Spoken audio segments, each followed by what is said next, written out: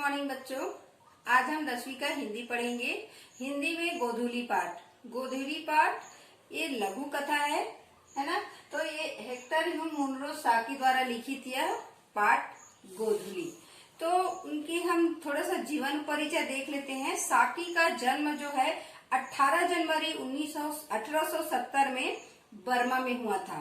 Scottish परिवार के Hector साकी प्रारंभ में पत्रकार थे। वे कई वर्षों तक विदेश संवाददाता के रूप में काम करते रहे और 1908 से वे लंदन में बस गए। उनकी कहानियों में तत्कालिक समाज पर तीखा व्यंग निहित है। उनकी रचनाएं अपने प्लॉट और झटकेदार अंत के लिए जानी जाती हैं।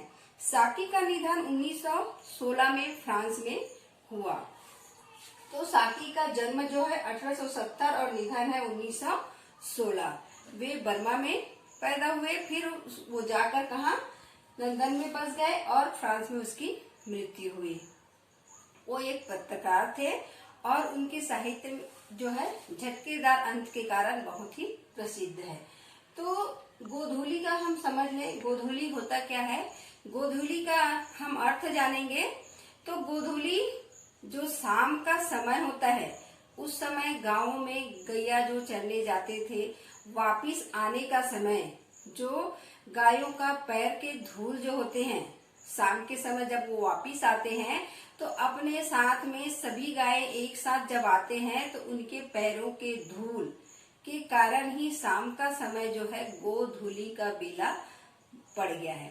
उसको गोधूली का समय माना गया है। उसको इतना पवित्र माना गया है कि जब भी शादी ब्याह रखा जाता है तो पानी ग्रहण शादी का समय जो है गोधूली बेला में ही रखा जाता है। इतना पवित्र इसका समय बताया गया है। गोधूली गायों के जब आते हैं वापिस वहां से चर के, तो उस समय के जो धूल है उसकी पवित्रता को बताया गया है। गोधूली उसमें बताया गया है एक पराजय और एक महत्वाकांक्षा। पराजय का अर्थ होता है कि हम जितने भी अवस्था में रहें, अगर हम कोई भी कार्य करते हैं तो पराजय होना ही निश्चित है, परंतु पराजय के साथ साथ जय और पराजय का उसमें रहता है। एक जय होता है, दूसरा पराजय होता है। तो हम जो भी काम करते हैं जरूरी नहीं है पराजय हो या जय ही जय हो, उसमें अच्छा भी हो और बुरा भी हो। तो कभी कभी हमको पराजय में हताश नहीं होना है। इसमें कहा गया है कि हम ज्यादा ही महत्वाकांक्षा अगर करते हैं किसी वस्तु के लिए या किसी भी चीज के लिए, जैसे हमारे पास बहुत धन संपत्ति है, तो धन संपत्ति रहने से हमारे अंदर जो है महत्वाकांक्षा या हमारे अंदर जो है बहुत गर्व या अहम आ ही जाती है। तो अहम आने के बाद हम अपने आप को ऐसा समझने लगते हैं कि हम गलत कर ही नहीं सकते, जितना भी काम करेंगे वो सही ही रहेगा, सही ही रहेगा। इसके चक्कर में हम पराजय हो जाते हैं। कभी कभी कोई निर्णय लेते हैं तो उसमें हम पराजय की स्थिति में आ जाते हैं।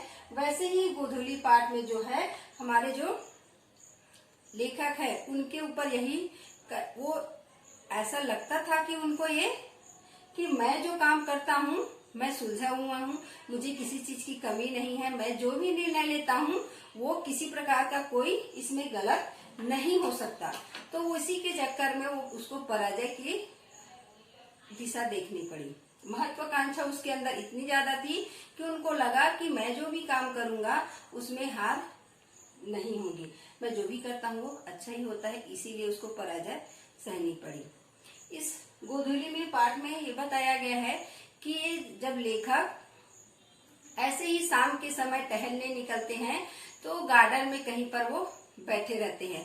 गार्डन में बैठे बैठे वो देखते हैं कि वहां की जो चारों ओर जहां पर लोग घूमने आए थे तो सबकी मन स्थिति को पढ़ने की कोशिश कर रहे थे, क्योंकि लोग शाम के समय में जाते हैं वहां पर टहलने के लिए, तो अपनी बोरियत दूर करने के लिए जाते हैं।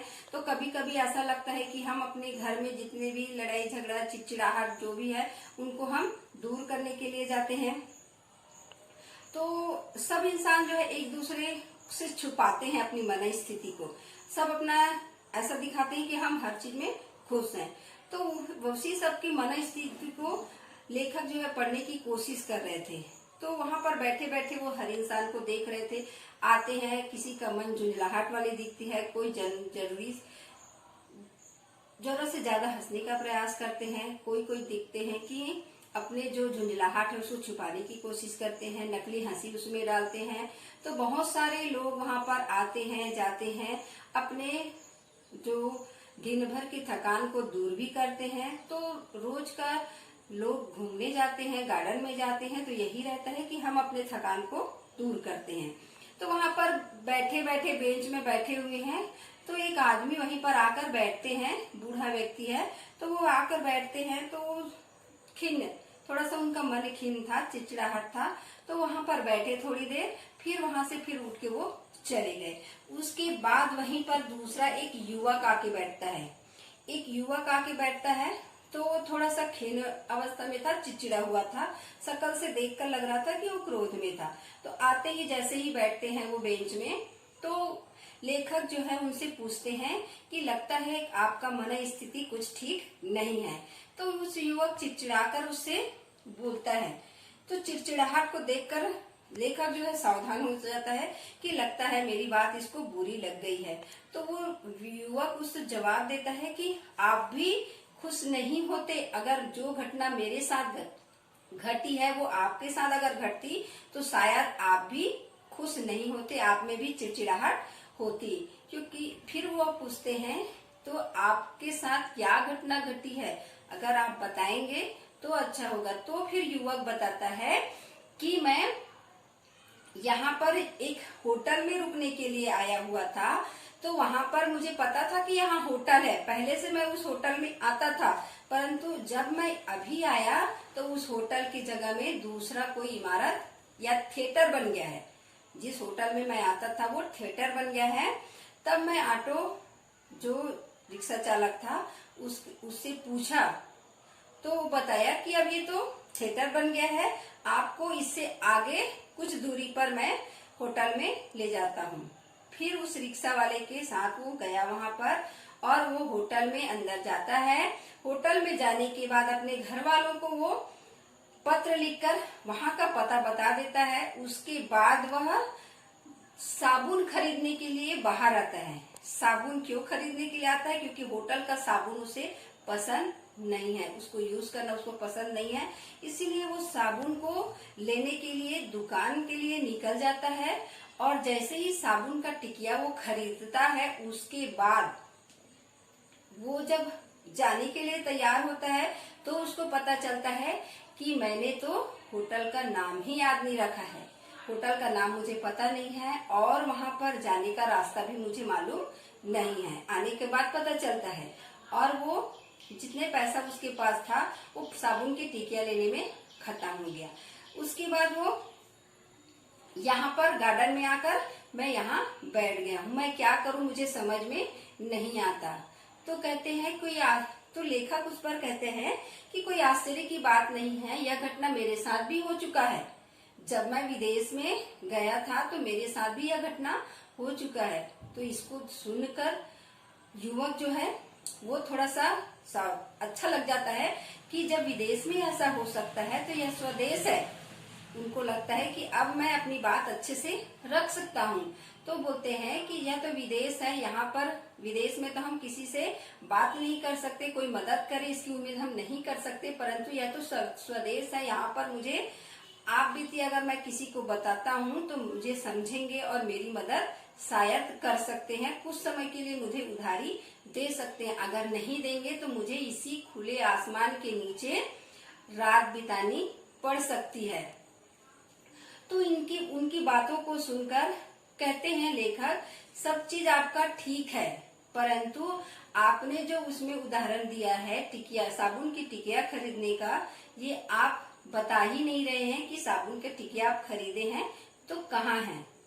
फिर युवक थोड़ा सा हड़बड़ा जाता है, सामने की तरफ खिसक जाता है, और अपने आप बड़बड़ाते हुए उनको लगता है कि ये इंसान जो है सच मेरी बातों को सच नहीं मान रहा है। तो वह थोड़ा सा झुंझला जाता है और अपने जेबों में टटोलने लगता है, इधर उधर टटोलता है, फिर देखता है कि साबुन का टिकिया नहीं मिला। तो उनको लगता है कि मेरी बात जो है झूठी मानी जाएगी, तो उठकर वो बड़बड़ाते हुए चलने लगते हैं। अब लेखक को लगता है कि शायद मेरी बातों का उनको बुरा लग गया होगा, और उसको बुरा लगा, इसीलिए वो उठकर चला गया। अब वो पूरा बात अपना कह ही नहीं पा रहा है लेखक, और वो सुना ही नहीं और चले गए। उसके बाद जैसे ही लेखक उनके कहने के लिए उठा कि आपको बुरा मानने की जरूरत नहीं है, ऐसी बात नहीं है, कहने ही वाला था कि वो देखता है कि वहीं बेंच के बगल में एक रैपर में लिपटा हुआ साबुन का टिकिया था। साबुन के टिकिया को जैसे ही देखता है लेखक, तो उनको लगता है कि युवक जो है सच बोल रहा है, जो युवक इतनी सारी बातें जो मुझे बताई है वो सब सच है। और दौड़ते हुए उनके पीछे पीछे गया और वहां जाकर बोला कि ये रहा आपके साबुन का टिकिया, और उनको एक गिनी पैसा उसको दे देता है। तो वो एक गिनी को वो अपने जेब में रख लेता है। साथ ही साथ जो लेखक है उसे अपना पता भी दे देता है, 1 हफ्ते के अंतर्गत आप मुझे मेरा कर्ज लौटा सकते हैं, मैं यहीं रहूंगा। और फिर उसके बाद जैसे ही उनको यह पैसा मिलता है और उसका पता मिलता है, वो जेब में रखता है और इतने तेजी से वहां से निकल जाता है।